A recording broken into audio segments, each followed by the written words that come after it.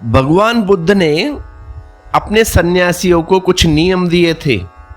क्या खाना है, क्या नहीं खाना है, कहाँ देखना है, कहाँ देखना नहीं है, कैसे चलना है, कैसे बैठना है। ऐसे बहुत सारे नियम बनाए थे। क्या वजह थी कि बुद्ध ने ऐसे नियम दिया है अपने भिक्षुओं को? अब बुद्ध ने नियम दिए हैं, नियम देने पड़ते हैं, क्योंकि तुम्हारे पास होश नहीं है। नया नया कोई व्यक्ति सन्यासी हुआ है, अब उसको होश नहीं रहता। अब उदाहरण के तौर पर तुम खाना खाते हो, साथ में टीवी देखते हो या पेपर देखते हो या किसी से बात करते हो। कभी खाना खाते वक्त सोचा है कि मैं खाना ही खा रहा हूं? नहीं, खाना खाते वक्त विचार आता है दूसरा। पहुंच जाते हो ऑफिस या दिल्ली या किसी दोस्त के पास बातचीत करते, नहीं तो ज्यादा अर्थ तो टीवी चालू रहता है सामने। इसीलिए बुद्ध को नियम देने पड़ते हैं, क्योंकि तुम्हारे पास होश नहीं। अगर होश हो तो नियम व्यर्थ हो जाते हैं। और बुद्ध ने भी सारे नियमों के पीछे होश पर ही आग्रह किया है।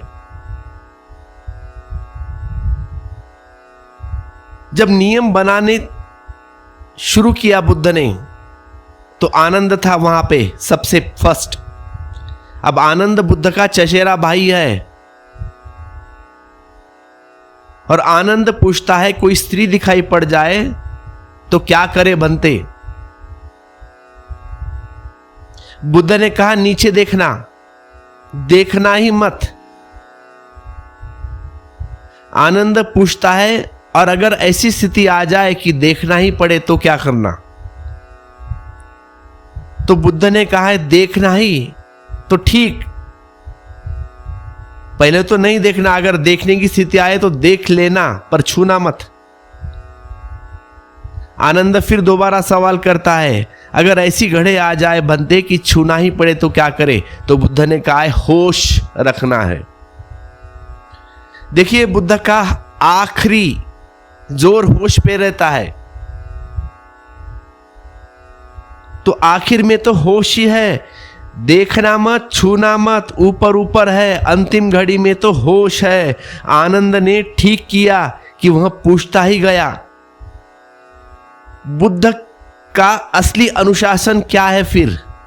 देखना नहीं, तब तो अंधे देखते नहीं। अब तुम कहोगे अंधा है एक आदमी बुद्ध का शिष्य,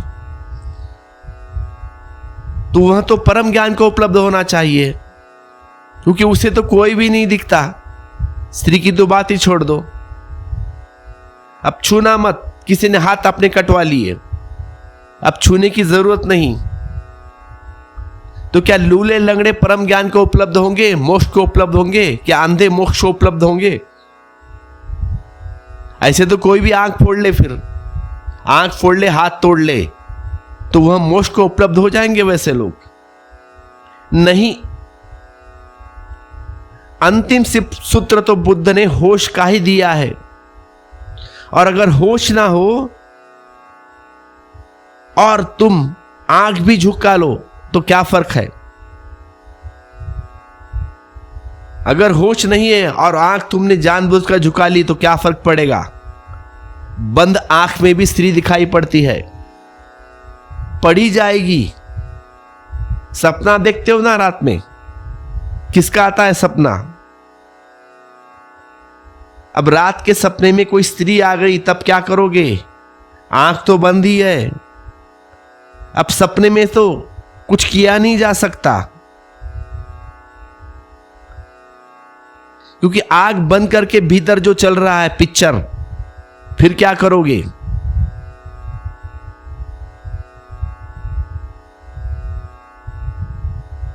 अगर आनंद की जगह कोई और होता, मगर मैं होता, तो मैं पूछता सपने में आ गई तो क्या करना है? सपने में स्त्री दिख गई, फिर क्या करे? और ऐसे यह भी बड़ा सपना है। बुद्ध समझते हैं सपने में स्त्री दिख जाए फिर क्या करना? फिर कैसे आंख झुकाओगे? आंख झुकी हुई है, आंख तो बंद है। अब कोई आंख तो बंद करने का उपाय भी नहीं, क्या करे भाई अब। लेकिन बुद्ध ने बात साफ है, बुद्ध ने जो बात कही है उससे सब कोटियों के लिए एक कह दी है। जो अत्यंतिक जड़ बुद्धि है उनसे कहा है आंख झुका लेना। जो जड़ बुद्धि है उनको कहा है आंख झुका लेना। जो जड़ बुद्धियों के लिए है, और जो जड़ बुद्धि नहीं है उनके लिए कहा है देख भी लेना तो छूना मत, सेकंड स्टेप। क्योंकि यह थोड़े कम जड़ बुद्धि है। अंतिम सूत्र तो असली सूत्र है, क्योंकि उसके पार और कुछ भी नहीं। वो आखिरी अनुशासन है, स्मरण रखना, होश रखना। आखिरी सूत्र होश।